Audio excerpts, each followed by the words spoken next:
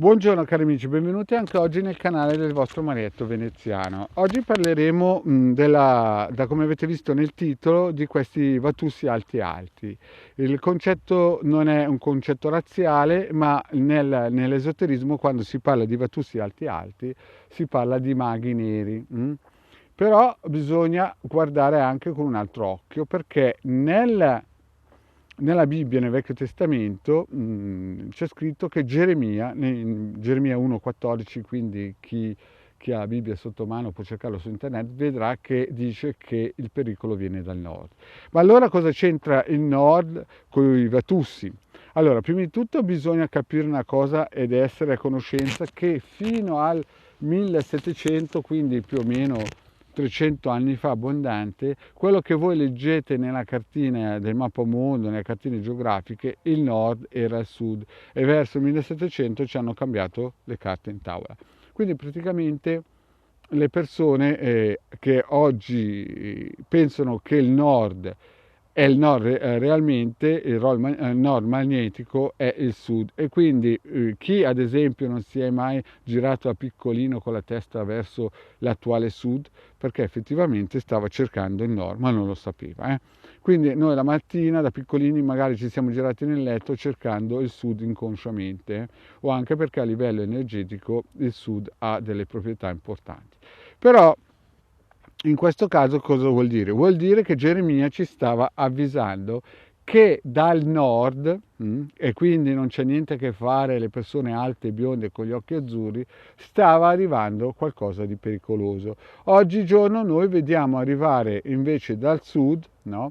Gente che è l'attuale nord di quando parlava Geremia, vediamo arrivare tantissima gente sui barconi e anche a nuoto. Però il problema non è che queste persone sono tutte cattive, moltissime sono bravissime persone e veramente di cuore e hanno bisogno di aiuto, però in mezzo a loro ci sono i Vatussi alti alti, quelli che Geremia ne parlava, e questi qui sono maghi neri. Però cosa è successo qui in Europa? Che purtroppo la religione di Stato ha spiellato certe conoscenze e queste persone che stanno arrivando trovano terreno fertile su cui concimare.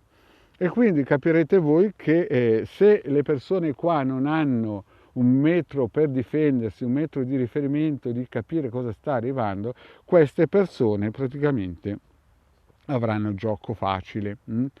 E vediamo già che hanno buttato le prime, come si suol dire, assaltatori che non sono assaltatori militari col mitra e fucile, ma stanno usando le donnine, perché in certe tribù, in certi stati dell'attuale sud, no, vengono praticamente, non so se dire inseminate sarebbe una parola sbagliata, ma vengono praticamente impregnati di questi vampiri energetici, geni, che sicuramente non sono positivi per queste popolazioni, e quando queste donnine hanno dei rapporti con gli indigeni del posto, cioè praticamente quelli che noi definiamo italiani, questi vengono invasi senza che se ne rendano conto e vengono parassitati, e quindi di conseguenza la popolazione attuale italiana, ogni volta che ha un rapporto, non sempre con tutte chiaramente, ma con una fascia di queste persone, vengono praticamente parassitate. E quindi, cari amici, è chiaro che la situazione non è delle più brillanti, anche perché Geremia anni fa, secoli fa, anzi direi millenni fa, ci aveva avvisato. Il vostro Marietto chiaramente sapete che ha messo a disposizione i circuiti sul sito del capitano.altevista.org, e vi chiede, se non avete ancora fatto, di andarli a scaricare, che tanto sono gratuiti, e di guardare magari le pillole del vostro Marietto dove viene spiegato come poterli utilizzare. Bene, detto questo, cari amici, il vostro Marietto vi saluta, vi chiede, se non vi siete ancora iscritti al canale di Ildegarda Marietto Veneziano, di farlo, o di venirci a trovare nei nostri gruppi Facebook e anche di Telegram, dove ogni lunedì sera avremo degli incontri esoterici. Grazie cari amici, e il vostro Marietto vi saluta qui. Alla prossima, ciao!